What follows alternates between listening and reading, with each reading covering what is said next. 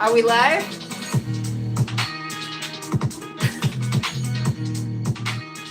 We are live.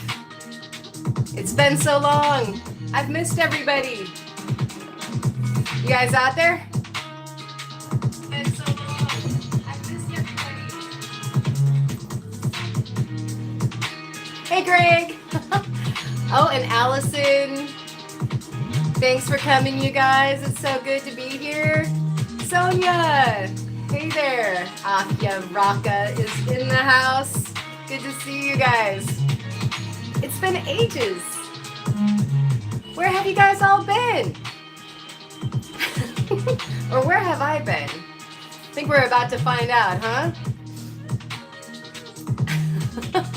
Blind Squirrel Rocks. Hey, good evening. Happy Friday, you guys.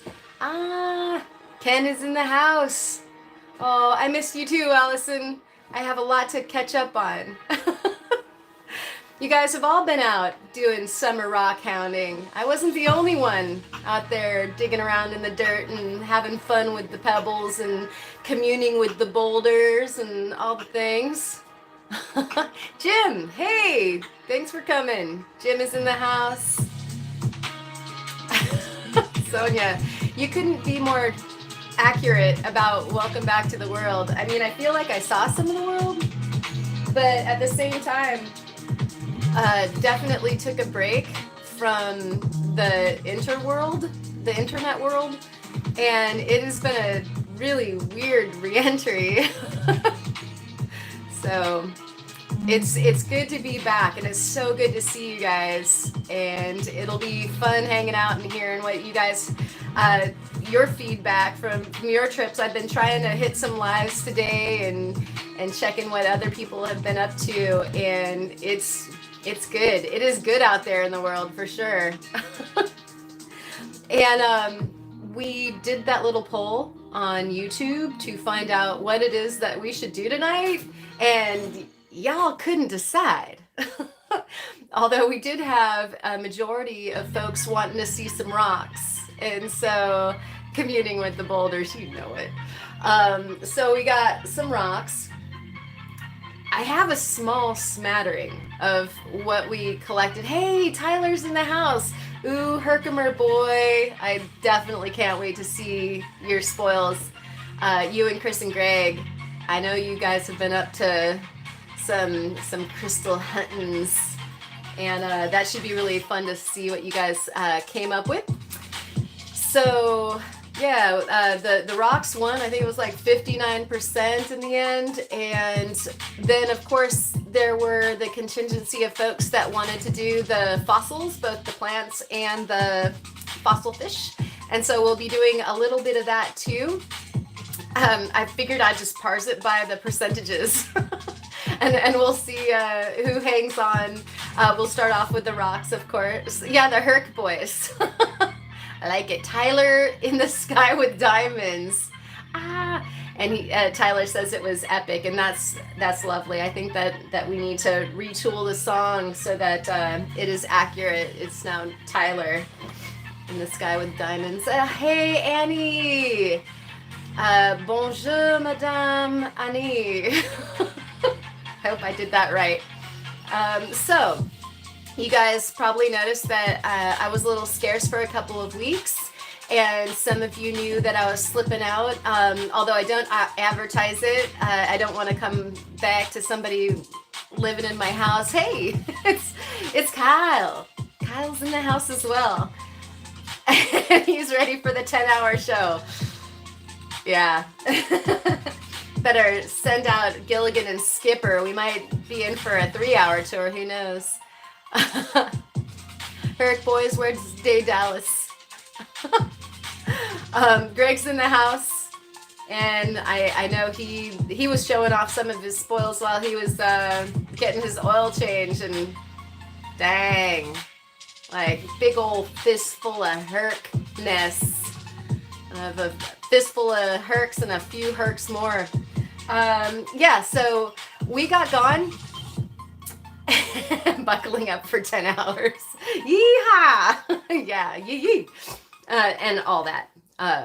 Of course, well said. We'll see. We'll see how long we go. How much I have in this glass might help to know exactly how long I'm going to last. Cheers to you and yours. Thank you for coming out this Friday night to hang out and chat with us. Hercules cartoon. Thank you for clarifying. It sounded like a Greek mythical figure for sure. That was like scratching a very dusty synapse somewhere around the backside of the head. So we were out of town because we needed to go spread some ashes. And we were traveling up to the beautiful alpine country of Wyoming to do so. And we were bidding my fair aunt adieu.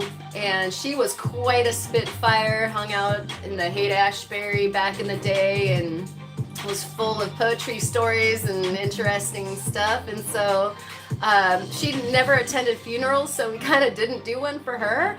And it was more of a good time. And I think that that's the way it should be anyway. So that was the impetus for our trek. And oh, Lisa's in the house, and it's so good to see you. Like, I seriously have missed all you guys. Yeah, so we decided that since we were heading out to Wyoming, some of you already knew that there were like plans for Wyoming, and so I was locked in as to what date I was going to be not available, and that turned out to be, you know, incongruous with being able to meet up with Kyle and Theo and Kim out in the beautiful quarries out there in Wyoming. But we did have a chance to go out there, as you saw in the picture for our live tonight. That was a good time. We'll be recapping a bit of that. I did say Kim, didn't I? I think I did. And Kim, if I didn't say Kim. And I hope that, oh, and Jenny's in the house? Lisa says hi and Jenny, so Jenny's in the house too. We'll all be going back. It was, I know everybody was just awestruck, and I know that it was like a great big bucket for a bunch of us having this bucket lister of going to the Kemmerer quarries in the Green River Formation to go hunt these fossil fish. And it, yeah, see, Kyle is saying, I really need to go back. And that's kind of how everybody feels. I think, I don't know, I didn't meet anybody who was satiated that was there at the quarry that was like, yep, I've done it, and so now I'll just never do it again. And pretty much everybody had been bitten by the bug. And we actually thought that we were going to get another chance at it. We were hitting it on the way up to the memorial that my family was having for my aunt. And then we were going to come back, hook up with some of our friends, and then go hit the maybe the quarry that we didn't hit before. We hit American Fossil first, just like Theo and Kyle and Kim. And then maybe we were going to hit the Fossil Safari, which is the Warfield, because actually they're friends of the family. And so that would have been kind of cool to do. And also the Blue Forest. But some of you know that in that region, this is thunderstorm season, and we got thunderstormed out. And so we do have some footage of some of the amazing black clouds, and they always make beautiful sunsets, but we had some really hellacious storms that we had to deal with. And so going back out there, and especially they're all dirt roads, they're all remote, kind of risking getting everybody mired. I mean, it would be a dream come true for me to actually, be forced to spend several days out in a place like that. But since we were with other people, that alas was not going to be the case. And so we had to skip our Blue Forest and second trip to the quarries, and so our next trip to the quarries will hopefully be again soon. And so that might mean the end of this season or the next season. And if it is, then we'd love to be able to coordinate with other people and maybe do like the big boy run that Kyle and Theo and Kim got to do. That was like a little bit more private. We did the full experience with everyone else, which was super fun. And I got to do it with my brother and my brother's girlfriend and my mom. And my mom found the best fish. So it was really fantastic. Okay, remember this saying, don't let fear and common sense stop you. Thank you, Greg. I know. Why in the world did it stop me that time? Well, there were others that, voted as well. And Kyle says, yes, it's totally worth it. And it is. And it was just really special to be able to go with family, especially my mom, and to see what she was able to find. I mean, she just worked really carefully on one. I think I just missed somebody out. Travis is in the house. Thanks for joining. And there's Randy as well. And yeah, I think that anybody who likes fishing, Travis, is going to love the ancient fish fishing. It was addictive. I mean, and I say that about a lot of things, and I mean it extra double about this particular thing. All right. And then Randy was saying hi from Dahlonega, Georgia. I haven't been there, so I'm not entirely sure what kind of twang you're supposed to add to that word so that it sounds right. But thank you for checking in. It's so much fun to always see where on the map you are coming from. And so we went out to Star Valley, Wyoming, after hitting Bear Lake in Utah and Idaho first, went out to Kemmerer, went up to Wyoming. Now, at Bear Lake, I did not collect any specimens because we were on state land.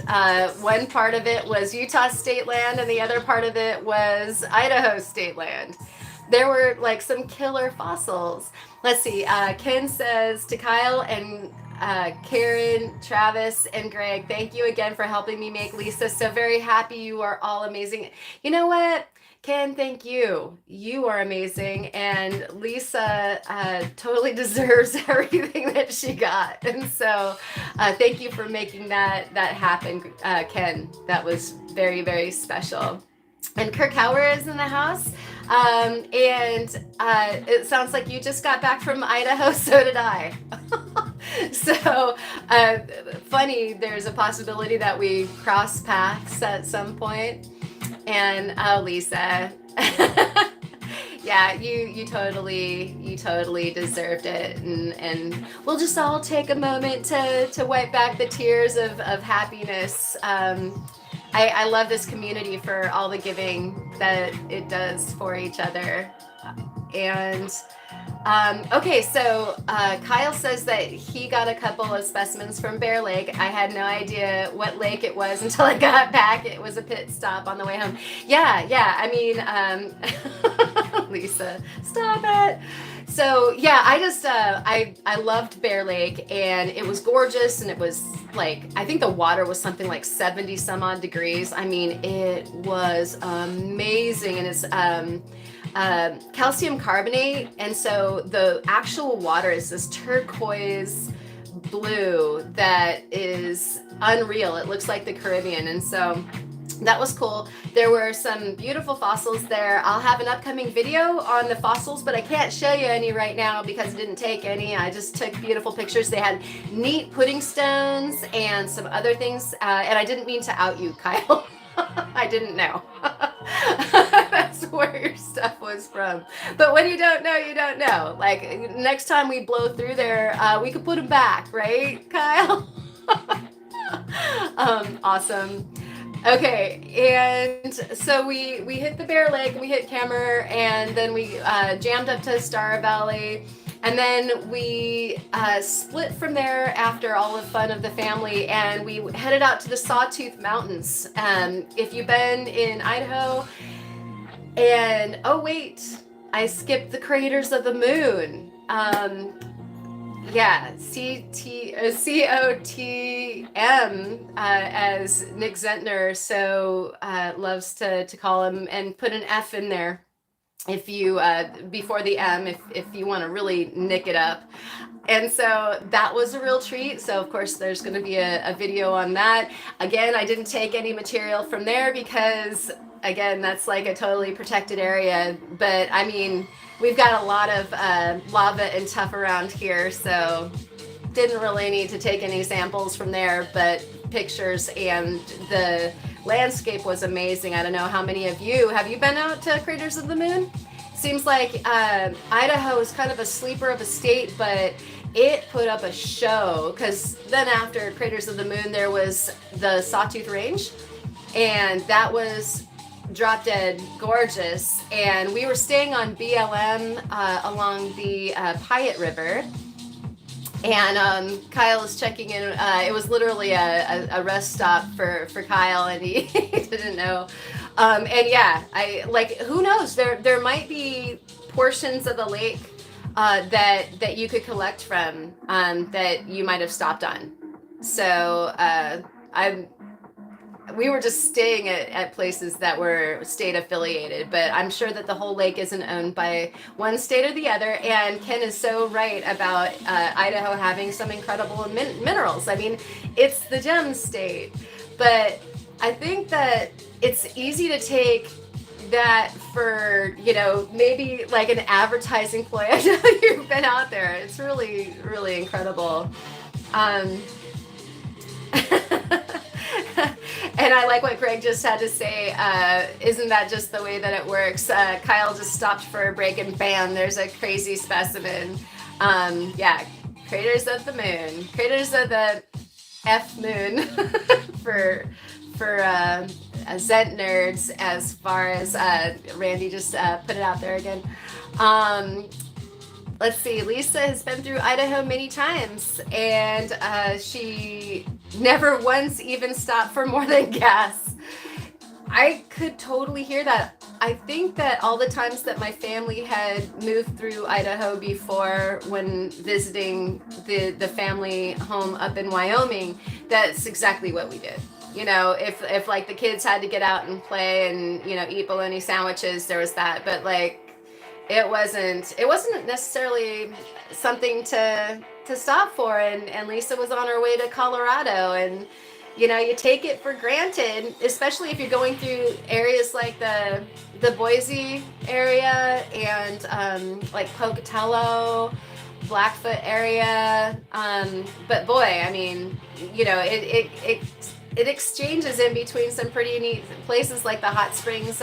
What is it, Lava Hot Springs that's up there? And so it, you know, there's definitely some head turning places, but lava's in Utah, I think. No, that's the Idaho side. I got a little scrambled because we hit so many different places, and we drove like this spaghetti, you know, not all around the country of the West for a bit. And so over there at the Piatt River, you blew through Wyoming too. Well, there's parts of Wyoming to blow through. There's the flat part, like the Cheyenne part, and then there's the really incredible part, in my opinion. Now I'm totally biased, but that whole ridge of mountains that is involved with the Yellowstone hotspot, and of course Yellowstone Park, the Tetons, Star Valley, all those places are absolutely incredible. And so that's where we were headed. But on the Paiute River, we were able to look around, and I'll get you some better looks. But there was some neat orbicular and or oolitic. Might even have been oolitic, and I could use the word properly this time. There was case spar. I'm super jealous all the time of Kurt finding so much case spar out in Colorado, and so we had some, and it looked like it had also maybe either some mica or some tourmaline in it as well. And so I still have to do some looking, but I'll put these in the water, and then when we're ready to change the camera around, we'll have some looks at those rocks. And I did miss some, let's see. Greg just tried to stay awake in Wyoming. Fair enough. There's parts that are difficult. And Allison says, it's a goal of mine to sit in all the hot springs in Montana, and if I finish that before I kick the bucket, I will start on Idaho's hot springs. Well, that's one of the things that we really love to do, is hot springs hunt and soak after a hard day's work of rock hounding. Of course, we usually try to plan our trips with points on the map that have a hot spring, and we only hit, we drove past 2 but only hit 1, so there were 3 that we could have done. And I guess in Wyoming there were a few more. And so Allison, if you come out to this neck of the woods, plenty of hot springs, and let me tell you that Oregon's riddled with them, and there's some really, really good ones. And I know Idaho's got some good ones as well. And Ken thinks that's a worthy goal, and so do I. So Allison, I dare you. I accept that challenge. I'd love to check out some of the hot springs a little bit farther east. And Chris is in the house, and he was just falling asleep. That doesn't sound lame. Hey, Chris, how was your live? I think I missed it, or did it happen? And if so, waiting for the answer, but I'll either have to go check it out, and everybody who didn't see it yet needs to check it out, or I can't wait for it, one or the other, because Herkimers, diamond Herkimers. I've got rocks, but I have very little in the way of crystals, and so we were totally depending on you and Tyler and Greg to be finding the killer crystals for our eyeballs. And Ken says apparently Rufo's pulled up lame. We're going to have to put him down. Oh no, we'll miss you, buddy. Oh, that's very stoic of you, Ken. And aliens for sure also. Says Manny.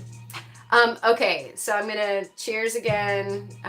Going to hydrate here. Oh, and Chris has come up with an answer. So Chris says he was cleaning all day, and Tyler and Greg were busy, and he wanted them to be there too. Okay, so earlier when I was free, they weren't. LOL. Okay, so we didn't miss anything. I mean, I feel bad that you didn't get to go live, Chris, but then at the same time, is it selfish of me to feel good about it so that I can see? So we're all looking forward to it. I'm sure everyone collectively right now is looking forward to it. All right, so I'm not going to go through this entire pile of rocks. I just wanted to show off that we've got one. And this is like a smattering, like I said. We're going to dunk some in the water so that we can see what in the world it was that we were coming across on our travels. See, Chris says, cleaning crystals and unpacking all day. I'll stream tomorrow to show Hercs and give away my giveaway boxes. All right, cool. We'll be all looking forward to that, Chris. Thanks. And boy, I hear you about unpacking. I think We got in, I think, on Monday, and it's taken me all week. I mean, I am just barely coming up for air now, and I'm still cleaning. And so, boy, I totally hear you there. Oh, the joys of travel. I know that Greg commiserates. He's been the travelierist one, I think, of us all. And then also everybody, make sure that you go hit Kyle's live stream tomorrow. I just saw the post for that as I was winding into the live here. And so, of course, the Saturday sale is going on. That's always a super good time. I bet we see some lots of good new stuff. And oh my gosh, Greg still has a week in front of him. Oh my gosh, so cool. More travel. And Kyle says it'll be an 8 hour plus. All right, I think he's throwing down the gauntlet on tonight. You know, what happens if we bump the two against each other? Like, so if I go long enough, and Kyle starts early enough, we can just, stay live the whole time, right? Okay, and Kyle says it's depending on the phone. And Greg is headed to an old fluorite mine. Oh my goodness, that sounds super fun. And I'm sure we will all be in and out. I'll probably be catching up on some sleep. Merge the live streams, I know, right? Like, we should totally plan it so that we just like pitch everyone off, and you can just fill your mug with coffee or whatever and just watch. And Kyle says bought some fire obsidian today, woo, to rework and sell. Very cool. And Minerva, Blind Squirrel Rocks is wondering, are you talking about this song? It's not. I'd get copyright strikes, I'm afraid. It'd be cool. Rockhound TV, I know. We should figure that out. Seriously. Why not? There's enough of us, right? Okay. So I think that we should turn this bad boy around before hour one slips away from us, right? Oh, the Minerva fluorite mine. Okay. I was thinking of the Deftones. Okay, shows where my mind is. Okay, and let's see. We do have the technology. Let's flip this bad boy around. And I'm going to try not to lose everyone. Let's see. Oh, there. Okay, wow. So, not cooperating. Here's my desk, everybody. There we go. Okay. There's you guys up there. The forever camera. Can we do it? And into the drink we go. All right. There we are. All right. Oh, yeah. Don't you love the Deftones? I heard Minerva and I was like, yeah, there's a heavy beat in the background. It could have been. Yeah, Deftones are awesome. Definitely times when you need some Deftones. Yes, we all want to come. And oh, Sandmaker. I have a story about cut. So let me bring this out like right away here. I was working on this, and this is some of the material that we got. Look at how volcanic-y that looks. So look at this. Ruh-roh. And I have been needing to replace my blade on my saw for a bit. Like, unfortunately, my 10-inch saw is a bit of a redheaded stepchild right now. There's been so many other toys that are kind of demanding my financial attention. And it kind of seized up on this rock, and I decided that, my saw blade is probably toten or kaput or whatever whatever vernacular, yeah, I know you'd love to use, but it's been through a good life. I mean, it was the same one that I cut all of those Montana agates with, and that was just like torture enough. Seriously. But I did get some cuts ahead of time. This is some material. Let's see if I can't bring that in. Nope, that's not good. Okay, so also what you guys want me to do is I need to, like, I'm going to zoom in. I'm going to do the Kyle. See if I can do technology still since I've been away. And then there we go. Okay. So the color's still kind of not awesome, but this material is like an opal and jasper blend, and it literally has these ribbons that run through it of this very, very lovely opalite. You can see kind of how like shardy and translucent that is. Like, look at how glassy that is, and it just runs through this material. And then you've got like that in reds and yellows and golds, and then more kind of solid mineral material that runs through it. It is crazy cool, but it also fractures really easy. So I'm probably going to have to end up cutting less of this and actually carving more of it. But I'm in love with this material. This was from Eastern Oregon. It is luscious. It really is. I know, like it's not possible to have too many toys, right? To begin with. But yeah, it's not feeling like it's the most loved of my tools right now, I think. I'm gonna replace this over here. This is some more of it. Let's see, it's not, but it comes really close to looking like some Biggs material. And you know, actually, Ken, I suspect that this is not unlike Biggs, because it's probably, you know, that kind of volcanic silicate plus, you know, ash and things that all got blended, high heat. Wascoite and the banded jasp opal. Yeah, I haven't really seen much like this, and so this really piqued my interest while we were hunting. This is my light bar is dirty because I've been using it. Hey, Kid Curry. And so you can see that it's also quite translucent, and so that's how opaly it is. It's got a lot of mineral content, and so it gets pretty thick and rich through the interior. But you're seeing how glossy it flayed off, and I cannot wait to work with it, on account that it did cut very easily, and in that case, I think that it's going to carve really nice. Let's see.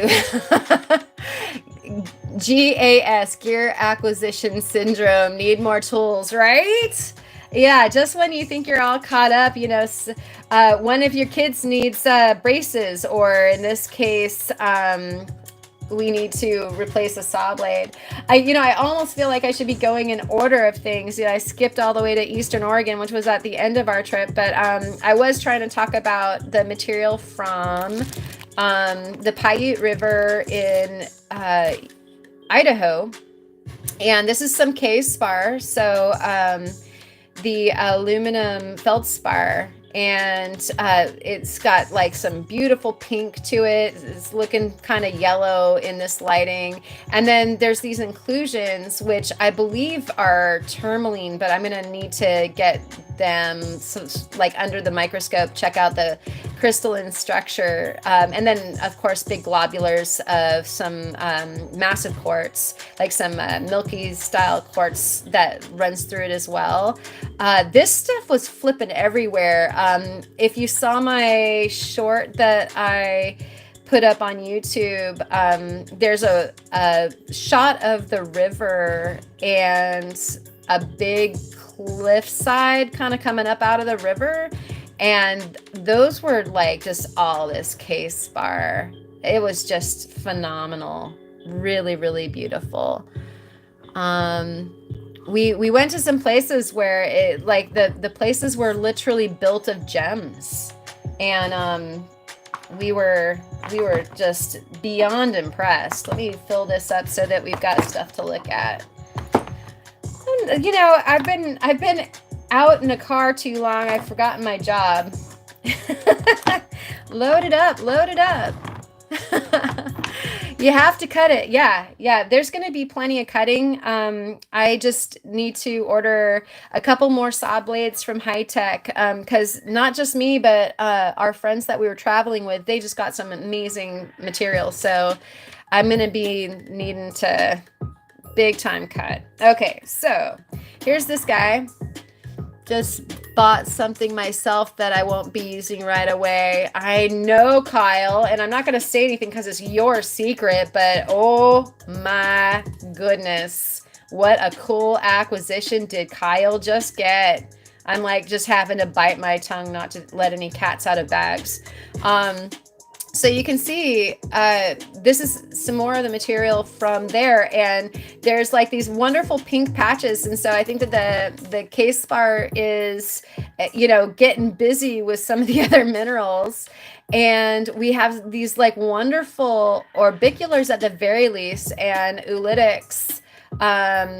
I, again, need to look at this under the microscope. I need to cut and get some samples so that I can see what's going on in this rock. But don't you love it? Like, that's ooh, beautiful. Ooh, something. So, let's see. Too close. I'm just trying to get some detail for you. Look at that. And so there were lots of samples of this. I just grabbed a big hunk of it, and I suspect that this is going to be pretty amazing when we cut it, because it's very silicate-y and feldspar-y, and so that should be some really fun material. One Catfish Hunter Miller is here. Hey, Catfish, good to see you. Thanks for joining us tonight. Meow. Oh my gosh, Kyle, you're chirping like a cat, your cat language. I swear, like that wouldn't leave me alone. Like the whole trip, I was like chirping like a cat. I don't think I caught any on video, which is probably best for everyone. But yeah.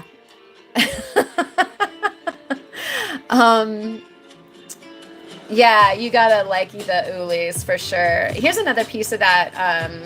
Like the picture jasper, I am hoping very much that this, I cut this piece and it stayed together pretty nice. You see that? And so I'm hoping that we get some neat picture-y stuff out of the other slices. I had a bad slice right there, once again, because I'm having trouble with that particular saw blade, but ooh. You know, some really, really cool stuff going on in there, from the way that it's structurally formed to like some banding, which I can't remember the name of, when, you know, minerals seep in and they band, to maybe even some brecciation. So excellent material. And it's like, it will take a polish. I mean, it's like even dry, from the saw, this is like almost polished in places. It's really cool. All right, let's get some more into the water. So still on the Paiute River, here's another globby of that quartz, and the potassium feldspar, and some inclusions. And again, I'm going to probably need to cut into this to find out, you can see the case spar, but we have some greens and some almost blues going on. And so this stuff was new to my eye, and it was exciting to be finding, just because we don't have anything like that here. It's more Kurt's neck of the woods. And so I was so excited. It was a really good time looking for the rocks there. And Jackie is in the house. It's so good to see you, Jackie. I missed you too. Let's see. And we're hoping that Jackie made it home safe and sound. Or, Jackie's saying to Greg, oh my gosh, that's right, you guys met. It was so cool to see that. I think that all of our meetups are so neat. Seeing, folks that from the interwebs, like in real life with each other.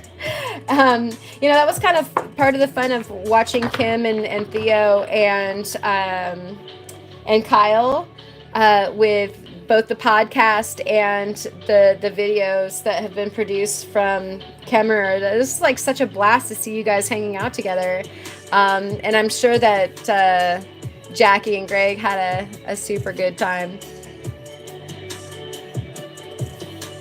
So back before we were in Idaho, we went above Bear Lake, and it was in BLM, and it was a place where there was obvious like sluicing for gold and that sort of thing going on, either gold or silver or something like that up there. I mean, nice enough material, or nice enough ruins that there must have been something worth going after there. Now, I know that the color is not doing itself justice here, but again, in my short video, I showed a close-up of some really pinkish red material. The whole mountaintop is made out of this, what I thought was quartzite, and I believe it's, I did some research and they say it's like dolomite. And so, again, it's not stuff that we have out here. So my untrained eye, it's very silicate-y and very colorful. And you can see this one has a beautiful ombre from a lovely yellow gold color all the way to this red, and it turns to purple at the end. And there were samples that were very purplish. This was towards the beginning of our trip, and so I didn't collect very much because I was worried about having too much, and we were like at max capacity on our way out there already. But I can't wait to cut and polish some of this and see how it comes out, because if it's dolomite, I mean, people make countertops out of dolomite. I mean, it would be gorgeous. So really lovely material above Bear Lake, the mountains just to the west. And we got this from a place called Pink Bench. And like I said, the whole outcropping at the top of the mountain, there will be a video, it was not only just stunning to look at as far as the view of the lake from up high, but I couldn't get my eyes off the ground. This stuff was everywhere in all these different shades of these warm tones, from yellow through gold through orange to red, pink, and purple. Awesome. So more of that to come for sure. Let's see, Jeff is in the house. Thank you for coming by. Good to see you. Happy Friday. Cheers, everybody. And so I'm sorry that I'm skipping around on the map. It's kind of how the rocks are coming up. Let me see if I can't consolidate. Yeah, that's my best specimen that I have out right now from up there on the mountain. And so we'll pop up back over to Idaho, and this is again where we were finding so much of the case spar. And this looks like it might be moss soaked, but it is green. And so there was this like beautiful kind of seafoam to emerald green material among the quartz and the case spar, which is pink. And I will go ahead and ask you guys the question. What is this? What what is causing the green in this? I almost wonder, like, did we hit something that was starting to go into fluorite, since sometimes they are close to each other. Again, I'm going by Kurt's experiences there in Colorado, but this is as green as it looks. And it's, again, not, when a rock becomes dyed from the moss in the water or something like that. You can see there's some banding in between the quartz, but this was very alluring, and so it'll be fun to polish this guy up as well. And so epido, maybe chlorite, maybe aventurine rather, epido. I love these. I don't know. I have no idea. Right, you're saying or contaminated by the algae. There were enough of these samples that it's green. It's green through and through. Because I was definitely being careful about that. At first, I was just like, okay, be careful. But these were green, and there were enough of them that there was a source nearby that was kicking out this beautiful green material. And so I know, Jackie, go ahead and slap my hand. I don't have a UV light yet, and I need to talk to Kurt about getting one of his.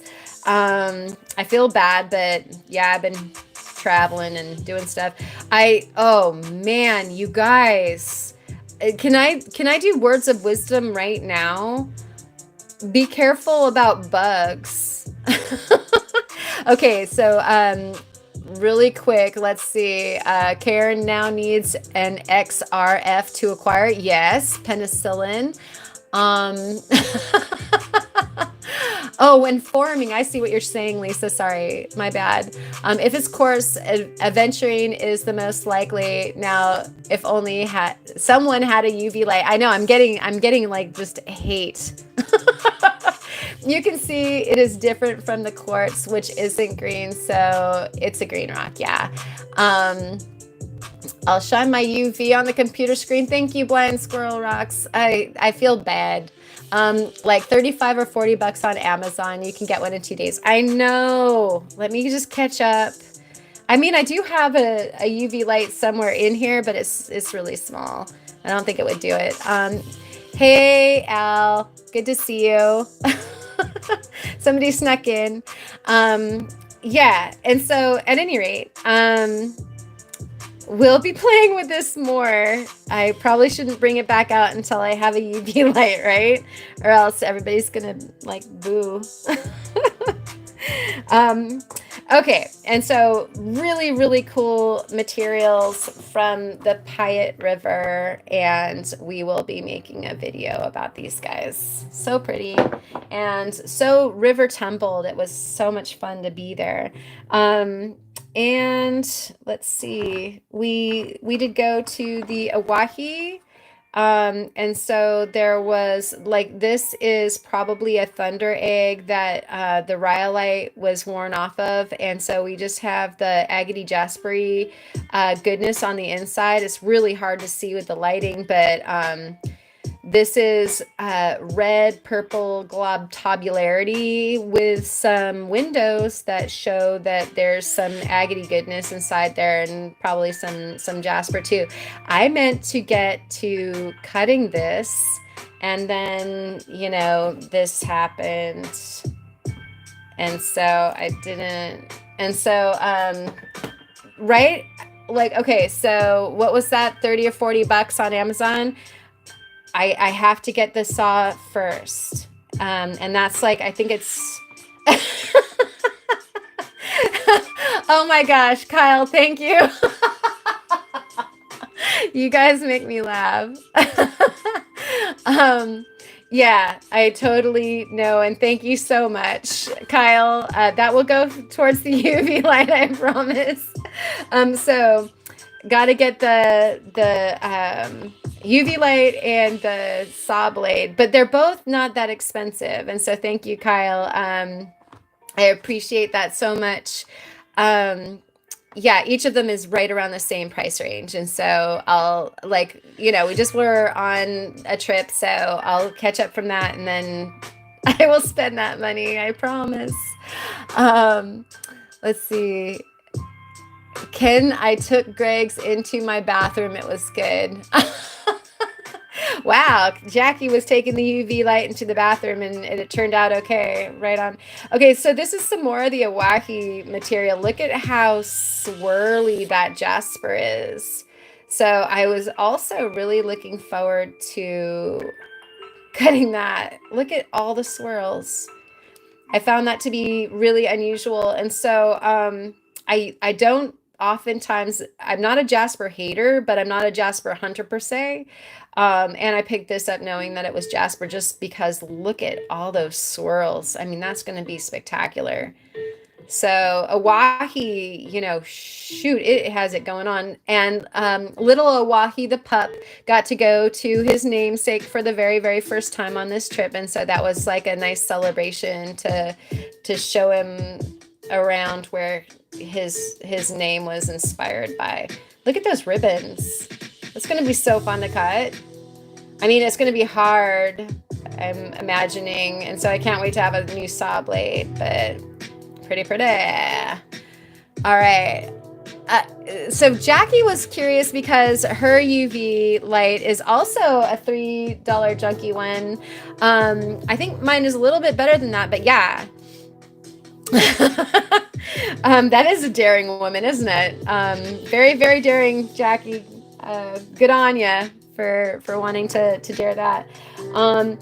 And so there was this like interesting green sandstone stuff also that we came across. I don't think it'll take a polish. I think that it's just before you get to something hard enough for that. But I thought it was such a pretty color.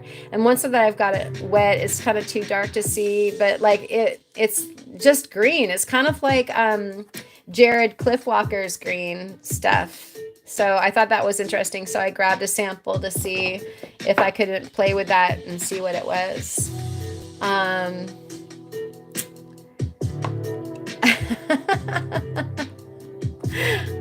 Jackie says that she's the only person who uses and cleans her bathroom, so she knew it was all good. That is a nice thing to have a bathroom all to yourself, right?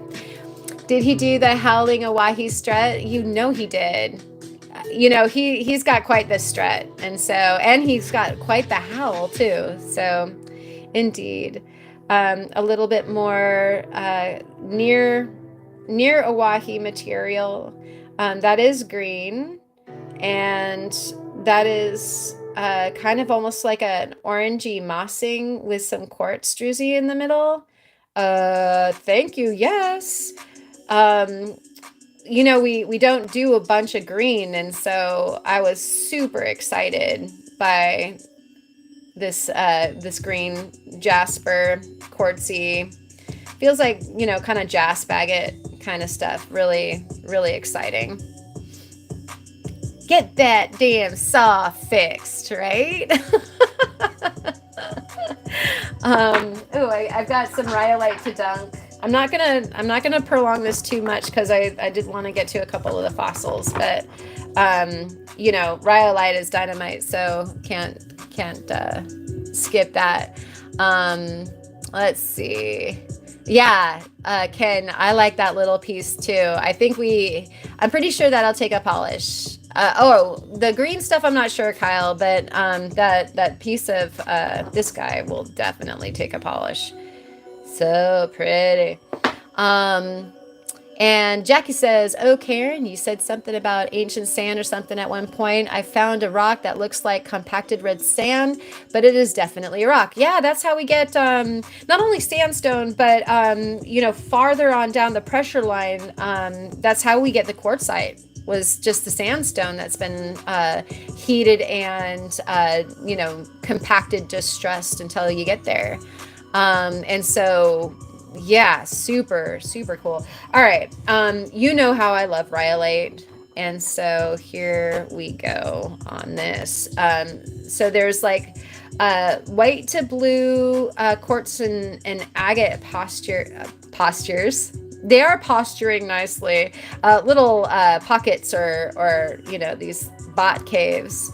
Um, it's doing what rhyolite likes to do, like that kind of peanut thing where it's got the vesicles that were filled, and some of the vesicles are like partially open with little druzy pockets, and these gorgeous little uh, bot caves instead of bat caves. We saw some bats. Oh, and I was about to go on a bug tangent and words of wisdom. I'll hold my tongue for a second as we're looking at this piece of rhyolite. But this is silicate-y enough that it's like right on the edge of jasper and or agate. It's really rich, and it's kind of this pumpkin orange color with like green standing out, from the same-ish region as that little piece that I showed just before. So that they might be related. Super, super pretty. Will take a gorgeous polish. And so I'm not sure if I keep that as a specimen or if I cut it up. I'm sure some of you, I could anticipate the answer of whether to cut it or to leave it whole. There were lots of vugs of quartz and agate material. I left a lot of it behind, but I took this one to cut it and see if I could maybe get some iris. Some of this area looks like it could be irisy, kind of set up in the right iris way, other than the fact that this is a really, really big quartz section and it would be a small amount of iris around the outside. This side kind of looks like it's pretty gravid, and that might be cool. So that's the explanation. You can see the fortification lines. They're very tight. Could be, fingers crossed. Let's see. Butternut squash than pumpkin color. Oh, the gourmet aficionados calling me out on my choice of root vegetables.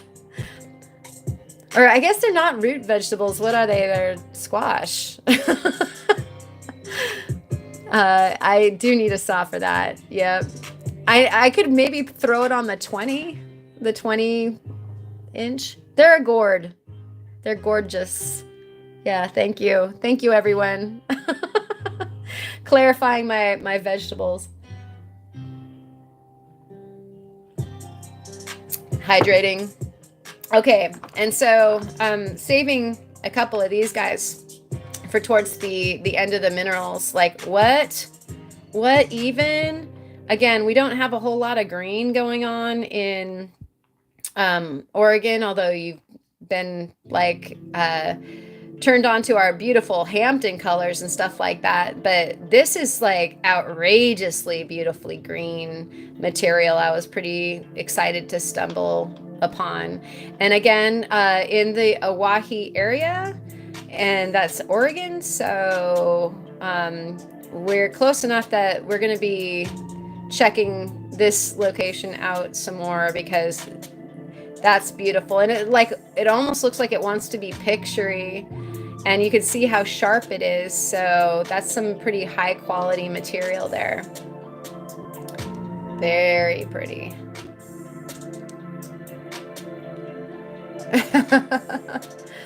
Yeah. What do you mean Oregon doesn't have green? We just don't have that much. Like, we have moss agate, we have the green wood.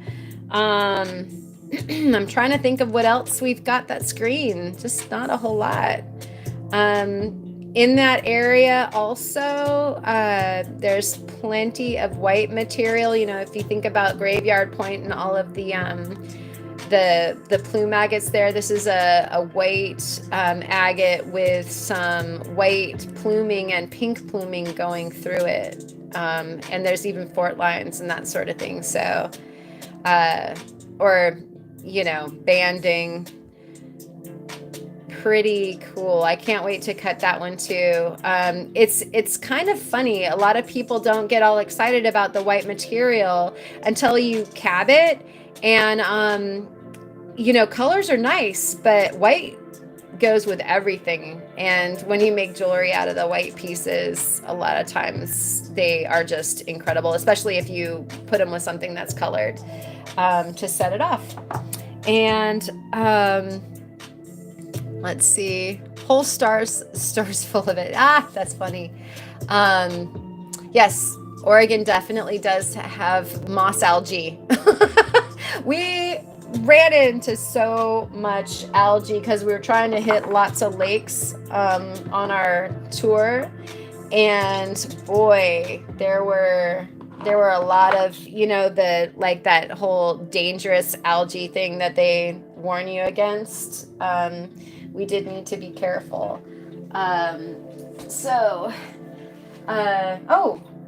Somebody was talking, I think it was Jackie, was just talking about sandstone. That's definitely a rock.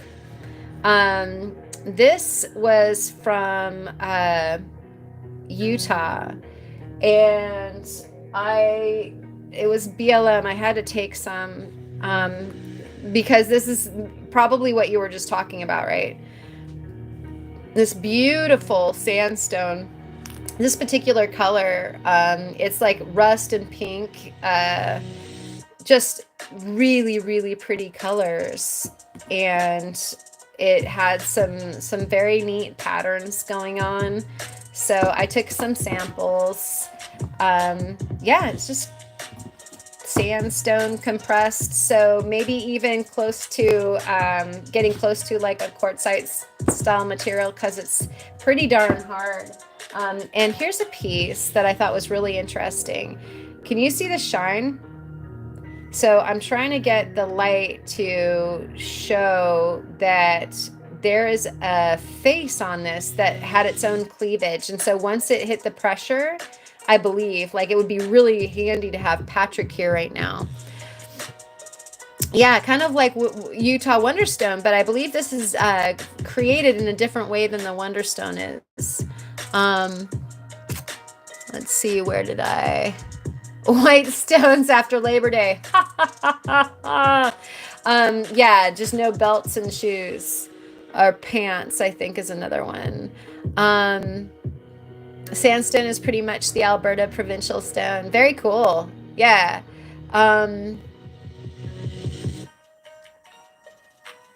So not the same rock I found is like sandstone at all. It looks like playground sand still. Oh, that's so interesting, Jackie. We're going to need to see that. Maybe you could share a piece on the Discord. Okay, so yeah, this shimmer, I have no idea what mineral came in. It looks like long and striated, like asbestos or something like that. But it seems fairly clear, and it just could be a coating of something, but it always went at a different angle than like the fracture rate of the stone. Like it created its own cleavage from maybe the pressure or something like that. If anybody knows how that's formed, I would love to know. Look at that. I mean, it is definitely part of the rock. It's like a post-mortem mineral or something. I have no idea. You guys in that dang Discord. Oh, you just go with it. Oh, Thirst Fast is in the house, and so is Sean from Outdoor Adventures with Fade to Black. So good to see you guys. Thanks. Rutilated sandstone. I wish, man. That would be so cool. Fancier words than I was going to use at Thirst Fast, but yeah, mica. Is it mica? Thank you, Thirst Fast. Yeah, totally could be mica. I like that. I'm gonna, of course, look at some of this under the microscope. I haven't had a chance to. This is the first time I've touched some of these rocks since being back from the trip, you guys. So it's super fun to play with these with you. But you can see pretty colors. And we'll be going back to this location again because it was kind of near a reservoir, and there was camping and fishing. So like a double win for this spot. And then maybe I can break the code on this mica or whatever that is. Pretty neat. I'm trying to see if there's anything else that I really needed to show you guys. Okay, just one more. I can do just one more all night long. Okay, this one is kind of that same material as that dark stuff that I started off with. That's like opaly, common opaly, but it's just a touch less precious, or less opaly, a little bit more jaspery, and looking again very much like picture jasper. So I promise I will, with Kyle's help, I'll get my 10-inch saw back and rolling, and we'll cut some of this and we'll see how picturey this bad boy gets. Because, like, that's just really pretty. And so I did grab a few chunks of this to see what it was going to do. And so lighter colors seem to hold together better than its darker counterpart. So I'm going to play with that and see how we do. But very pretty. Oh, thank you, Kid Curry. Yeah, it was like really super fun out there, and of course there's lots of rocks. You just, there was that thing where we're cruising along and stop, there's a rock. All right, so I'm gonna replace my wet piece of paper towel here because we're gonna get into a few of the fossils really quick before I keep you guys all for 10 hours.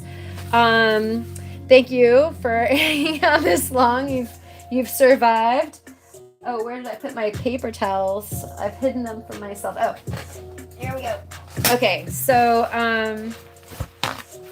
walk amongst yourselves. There we go.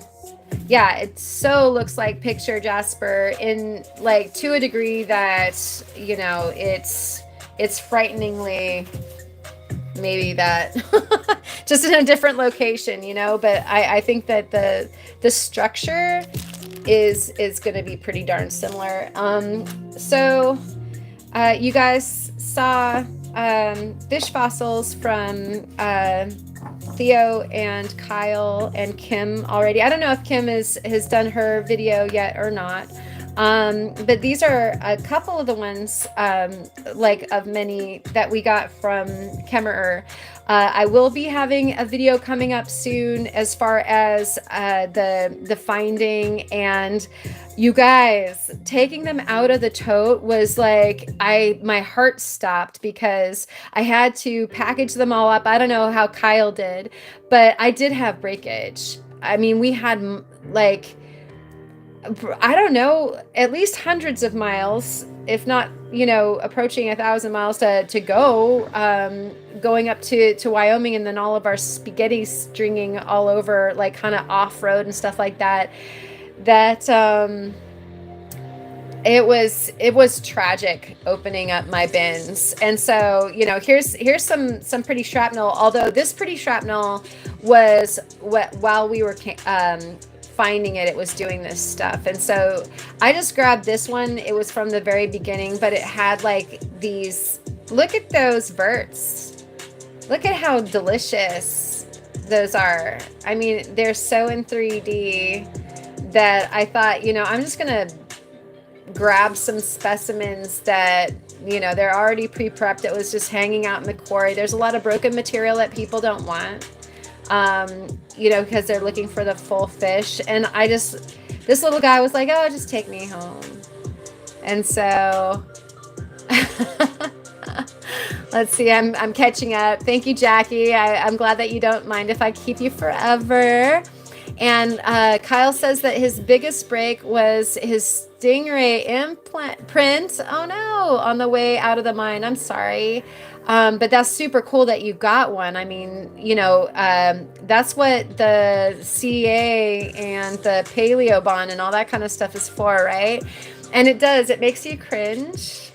Um, Breaking hurts, yes. But the recovery of the fossil is amazing. And then let's eat. I love it.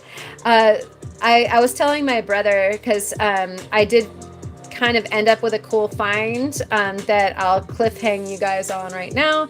And we broke a little bit of it when we were transporting it to the car. And my brother was just like beside himself. And I was like, dude, that's what glue is for. Like these things just came out of the mine or the quarry, and it was wet that day, and so like the bigger pieces were heavy with water.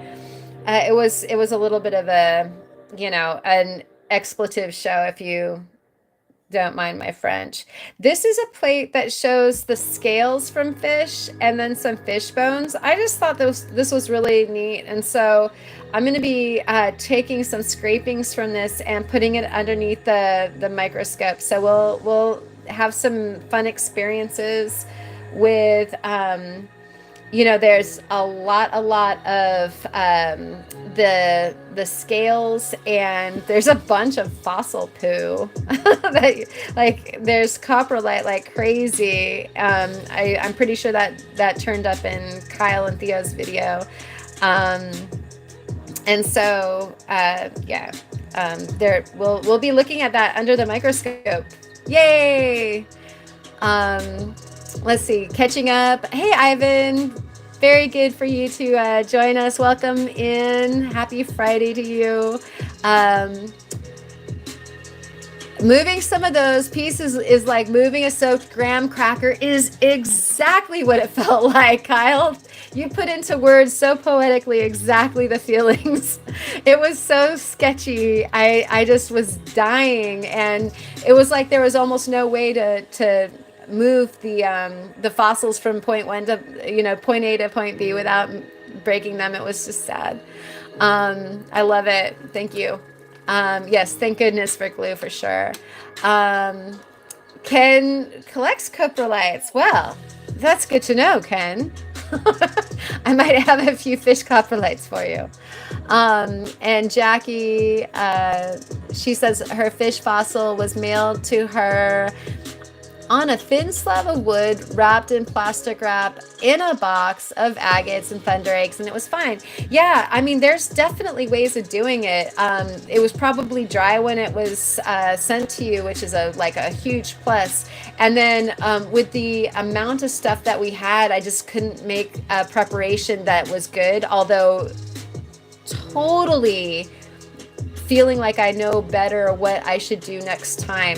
We didn't have a whole lot of time, unfortunately, to be able to wrap our goods.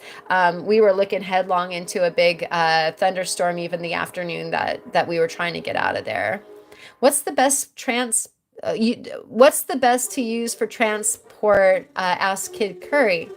And I would love, Kyle, if you want to weigh in on this, but I would say a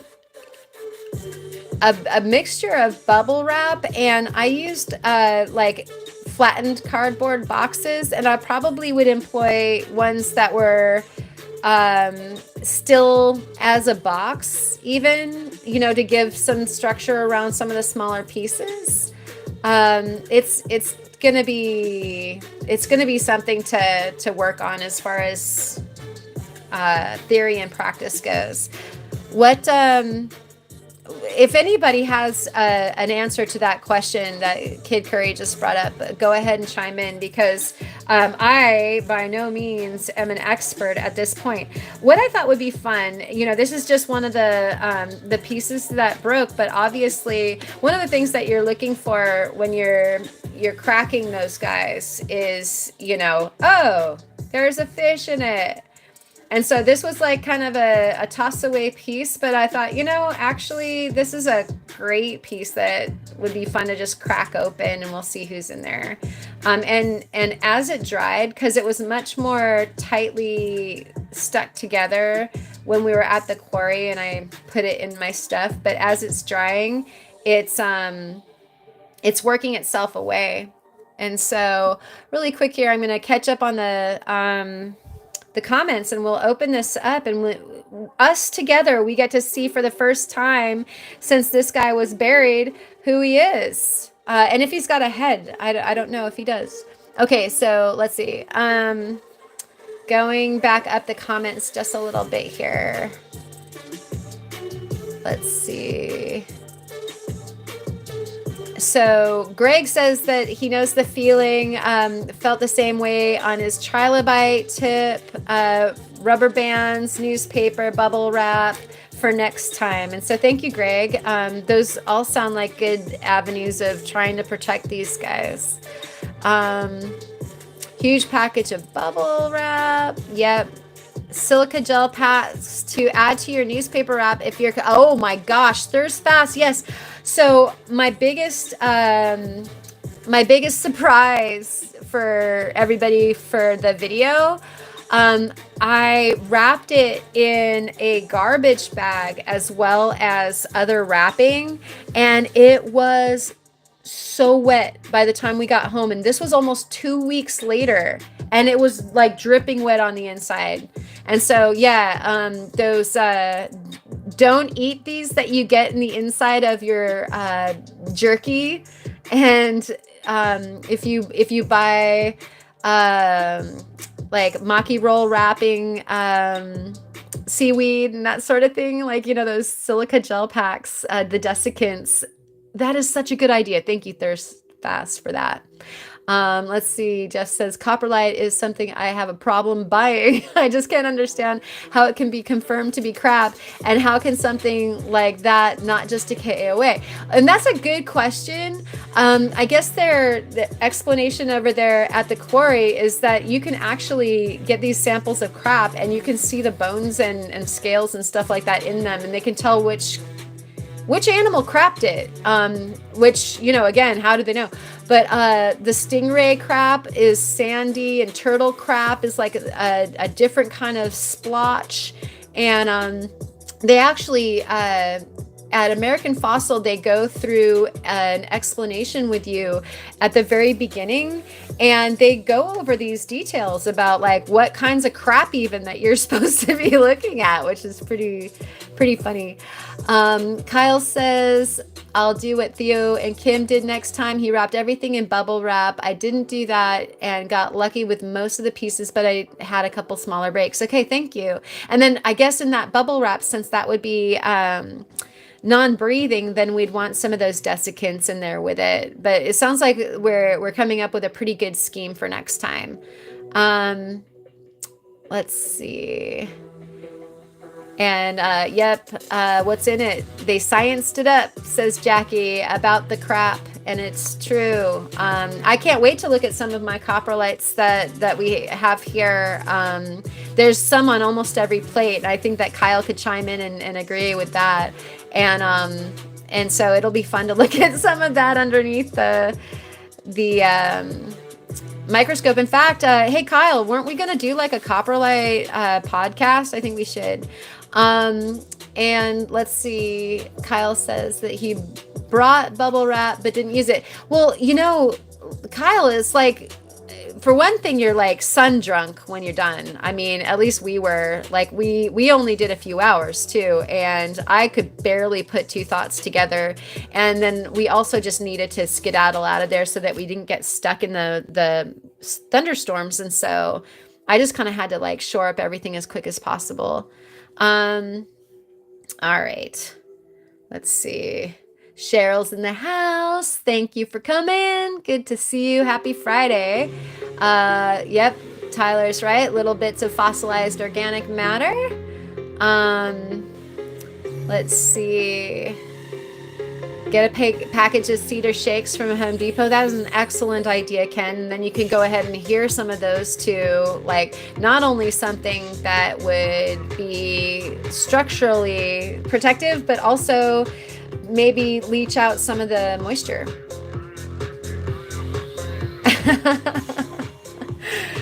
Oh, we could name the episode Holy Crap. Yes, we totally need to have a crap show, right?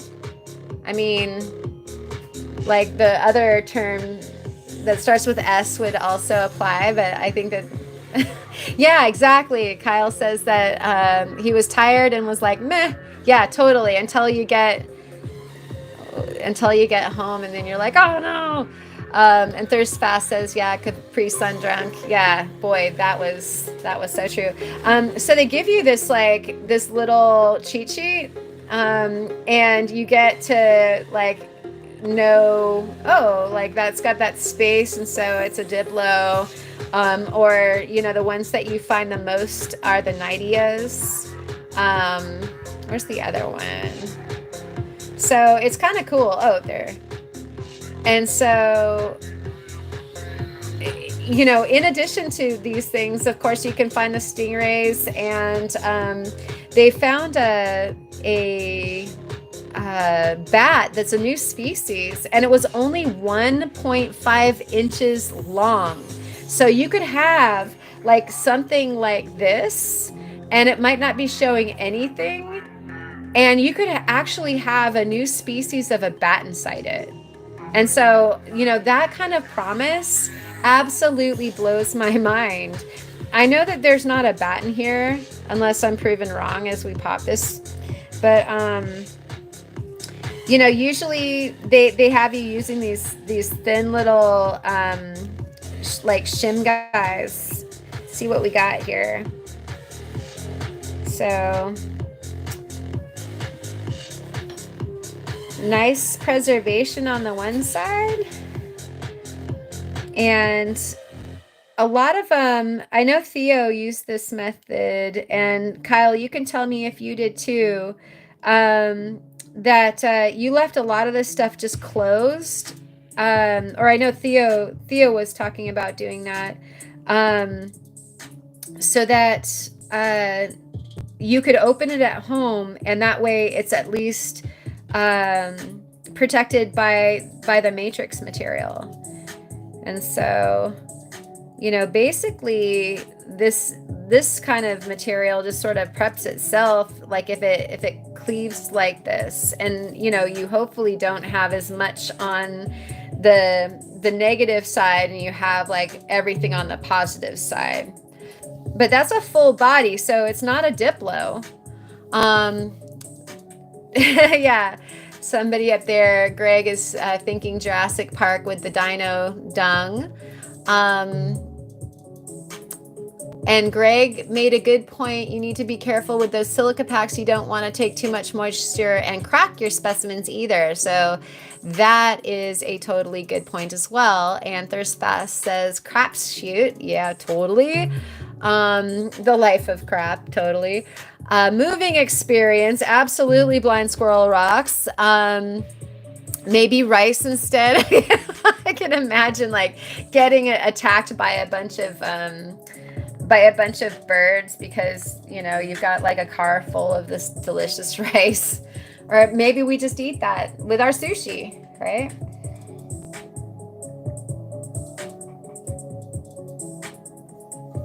Was it small enough that Jared would display it? The coprolite or the fish? This is a kind of bigger fish. Or what did I miss? Pop, pop, pop, not cut, cut, cut. Yeah, totally.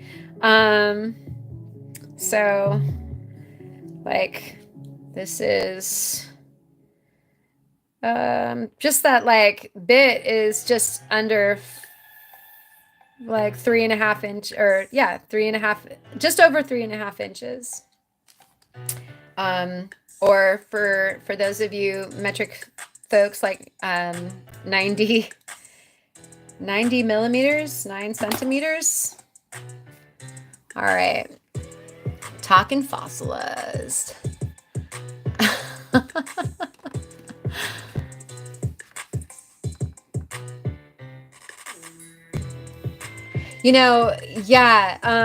It's interesting to look at what you collected when you get home, because some of the stuff that you thought maybe had more in it might not, and then vice versa.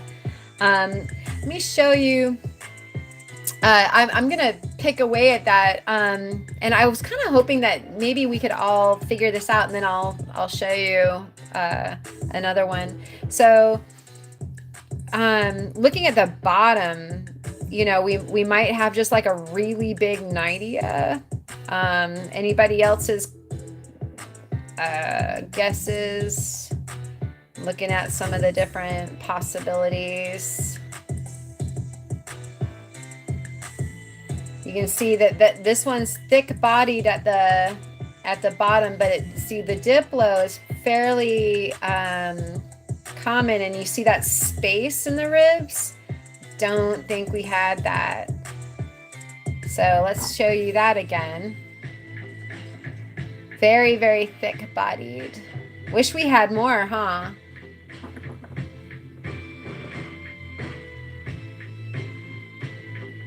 Cockroaches? No. Cockerel, I guess kind of cockerel like, yeah, it's probably cockerelites.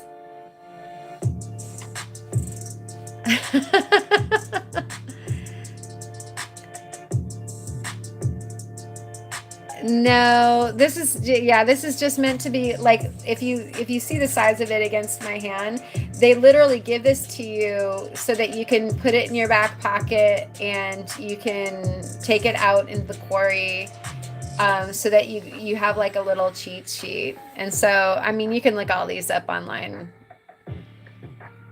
There's a heavy-bodied one, but we don't have the back teeth or the back fins to see. I bet you it's just, you know, a big, wait, where's this one? Yeah, like maybe a big Nidia. I don't know. No, it's too tall in the upper, these guys. And it, you know, it might not be something that's on here either. Maybe it's that Therodis guy. That would be a pity. No, he's got a space too. Sort of. Hard. Or like I said, might not even be on here. Okay. Weird name for a fish. Yeah, like all that fun Latin, right? And Karen discovers a new species like right here on a live stream. Bonus. Largent says Diplo, but we don't have the space. And so all the Diplos are supposed to have that space right there. And there's no space. And that's supposed to be one of the telltale signs so that you can tell the difference. Although, shoot, man, maybe they don't follow instructions. Can we see a fin on the fossil? Well, the one fin that we have is this guy here.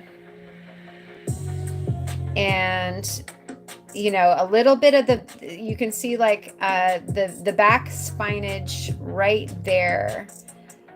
That's it. But it's got like a lot of upper body here and a thinner lower body. Obviously a big face. Ozonus laps. I love it. That's great. There's the split. Where's the split? There's a split. Spin it 180. I think we're looking at it like it, even if we were here and this was the correct way of looking at it, we still don't. Are you thinking that that's the split right there?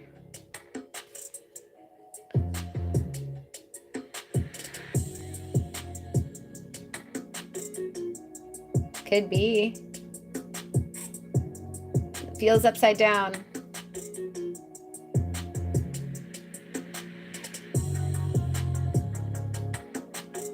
So these shorter guys they do belong on top. So this is the right orientation. That makes sense.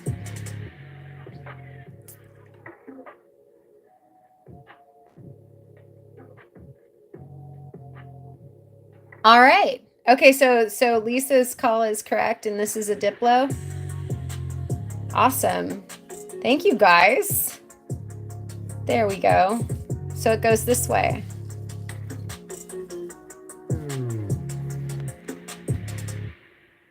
Sweet ass.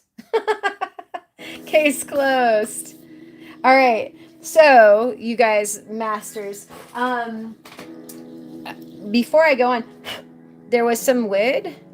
So I took some because I thought that that would be fun to do part of our wood experiment. And so there's enough material there that I can get some nice specimens underneath the microscope. That'll be neat. Yeah, teamwork. Love it. No new species. That's okay. There's a whole herd of pieces downstairs, so that we still have a rebate. Hey Soul, good to see you. Welcome in. And yes, definitely good job. High five to all you sleuths out there. I love it.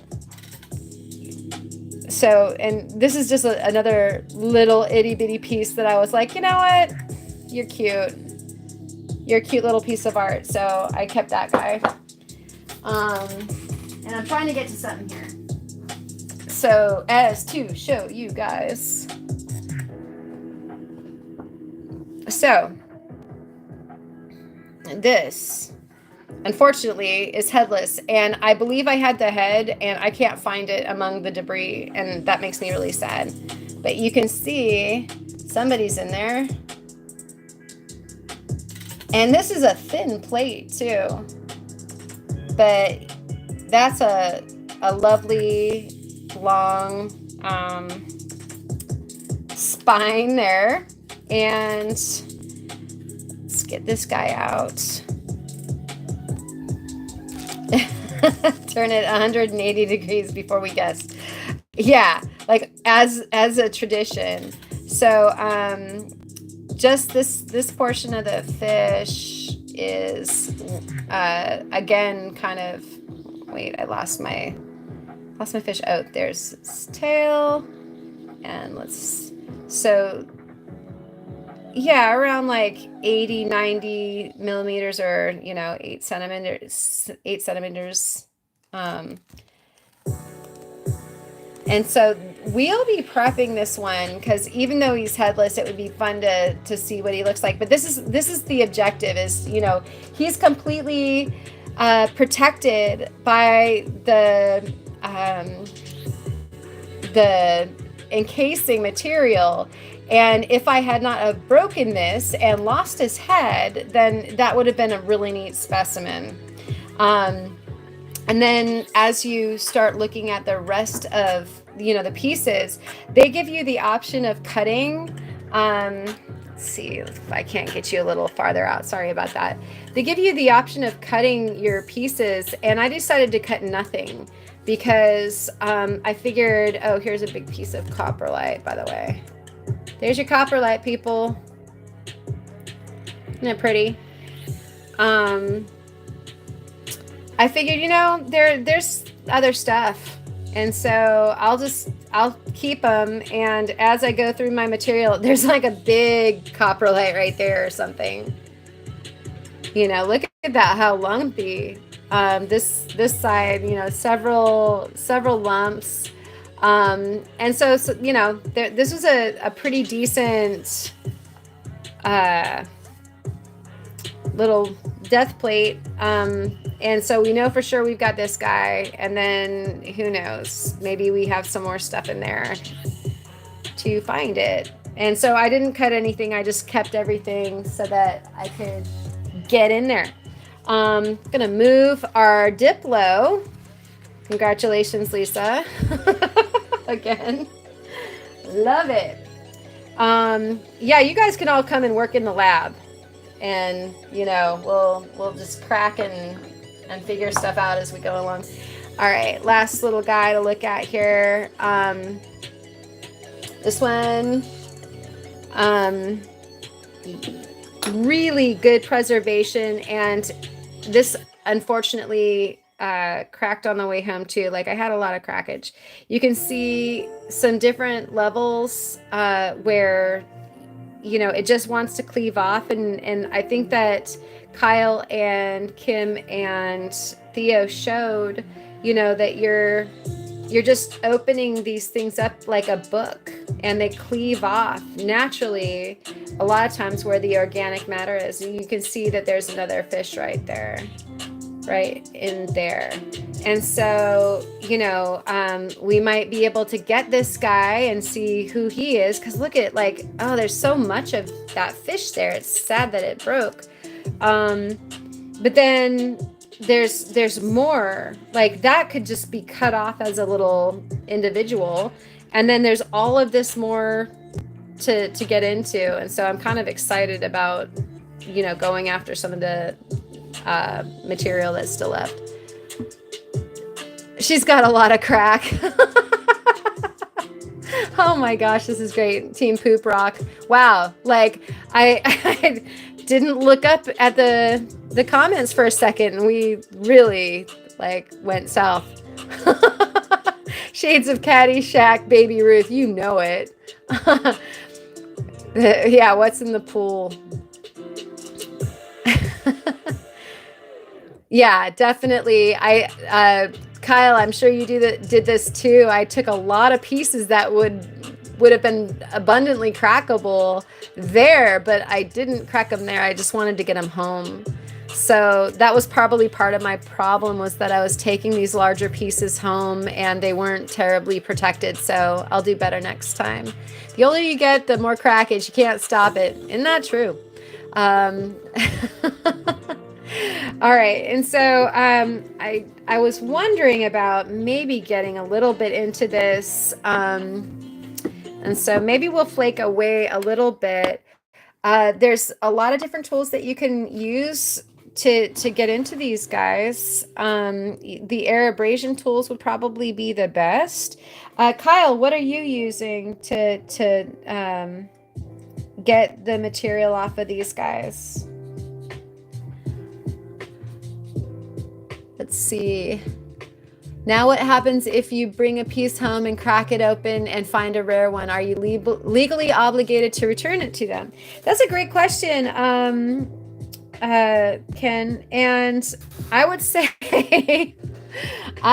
that given where we were, we all decided to go to American. And one of the reasons why to go to American is that unless it's really significant, you keep it. And so I think we were all feeling of a mind that we, if we find something like a stingray, we want to keep it and not have to pay the owner. And so in the case of everything but one of those super rare bats or something like that, I'm sure I could keep it. And the other thing is that once you have discovered something, if it's scientifically relevant, you want to pop it over to the folks that need to do the research anyway. And who knows, maybe they give it back to you when they're done. Or you decide that you want to donate it to a museum, what Ma'am Lambo does, and take a 3D print of it or something like that. But you can see this had enough time when we were driving around the world to dry on our trip. And so it's pretty darn dry. And you can see the material lift each time that I'm flicking a piece of this stuff off. And it just wants to come clean, which is nice. Air abrasion is a little less dodgy because I could be pulling off little pieces of organic stuff, like that little teeny weeny bit. But I'm not too worried about this guy since he's broken anyway. If he was a perfect subject, then I'd probably be saving this up. But it would be cool to get an air abrasion thing. Did I just say I needed another toy? Did I just say that out loud? Goodness gracious. 12-pound sledge. That's usually my weapon of choice. Thirst fast. But in this case, I'm using this is a solder pick, a titanium solder pick for jewelry making. And Kyle uses a sewing needle. Heck yeah. That's a great a great tool and a steady hand, no doubt. And Jackie says, no, Ken, if you find something really rare, you're obligated to send it to me, Jackie. Of course. And Greg shared some nice hercs on Discord for your perusal. Yeah, go look at Greg's hercs. Oh my goodness. Very awesome. And then Kyle says that you keep everything up to 100K. And so, of course, you know, that's up to their appraisal. But again, if you're looking at something super rare, then I don't know. I'm not tripping on donating it to the best cause. All right. Ken strongly suggests trying a thorn if you can't get one long enough to put into a handle. What kind of thorn? Kind of thorn are we talking about? Or if you don't tell them, Lisa. I didn't say that out loud either. What you got there, Karen? And so I think if you're talking about this again, it's the solder pick.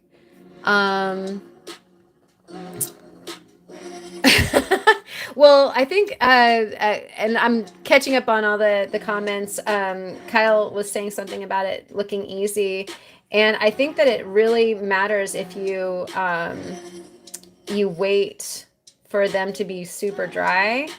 And then I got a chance to cheat. My mom and my brother brought me some last year when I didn't get to go. And so I've been playing with the material a little bit. So it's not fair. You know what, 406, Travis, I don't know that it all just flakes off. This one's getting lucky. Plus there's a lot of organic material here. So I think that sometimes, like in the case of this guy, you saw how much came off on the negative as opposed to the positive. I think a lot of times it's like just luck of the crack. I didn't know that you were going to hear that tonight. That term. Yes, that's right. We use that. Luck of the crack. Making fish and chips. Totally. Turn into that's a very sweet sentiment, Allison. You could turn into a pretty fossil when your time here is done. Indeed. I'm sure that there's ways for us to figure that one out. This is how I cleaned up that weird finger agate last week. Oh, right on, Manny. Let's see. I don't think Ma'am Lambo has a choice in most of those donations, though. Probably not, Jackie. But he's finding such significant stuff that he's smiling wide enough. I think he's feeling pretty okay about all that. Let's see.